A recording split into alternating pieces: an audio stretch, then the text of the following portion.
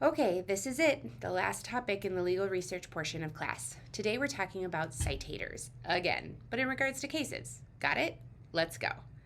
Let's have a quick review of the flags and signals associated with the various citators when it comes to cases. We'll start with key cite, which is on Westlaw.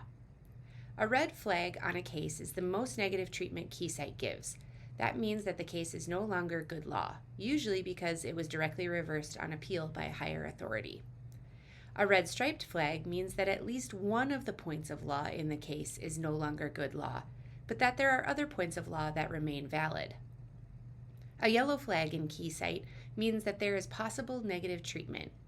Warning, key cite uses a yellow flag as a catch-all and more investigation will always be needed. A blue striped flag lets you know that a case has been appealed to a higher court, and the orange exclamation point tells you that the authority that the case relied on may no longer be valid. Therefore, your case may be on shaky ground. This is called indirect history, and we'll look at how you can tell when this happens. Moving on to Shepard's, which is in Lexis, the red stop sign is the most negative treatment, much like the red flag in key cite. In orange, Q means that the validity of the case has been questioned and more investigation will be necessary. The yellow triangle in Shepard's is the catch-all for possible negative treatment in a variety of ways. One signal that Shepard's has that key cite doesn't is the green plus, which tells you that the case has been followed and explained positively by another case.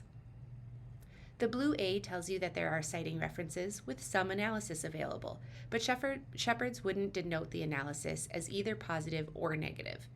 And the blue I means that citing decisions are available, but usually just in the form of a string citation with no analysis. So how do these flags let you know whether or not the case you're looking at is still good law? In order to make this determination, you'll need to look backwards in time at the authority your case relied on, and forwards in time to see how subsequent cases treated your case after publication. Let me explain what I mean. When you're looking at a case, you need to think about its past and its future. In the past, we're concerned with the authority that our case used to come to its decision, and in the future, we're concerned about how subsequent cases have treated our case. If any of that raises a red flag, so to speak, then our case is in danger of no longer being good law. Let's start with the past, or indirect history of our case. We'll call it Case B. Case B cited to Case A for a single point of law. Later, Case C came along and decided that single point of law in Case A is invalid. That now means that our case, Case B, is also no longer valid for that point of law, and we would want to be very careful if we wanted to cite to Case B on that point of law. Looking to the future, or the direct history of our case, let's still work with Case B. Let's say that after Case B was published, Case C comes along and overrules Case B on a single point of law. We think, oh no, our case is no longer valid. However, all that means is that our case is no longer valid on that single point of law. The rest of the case, assuming no other direct history, is just fine. So how do we look backwards and forwards in time when looking at a case?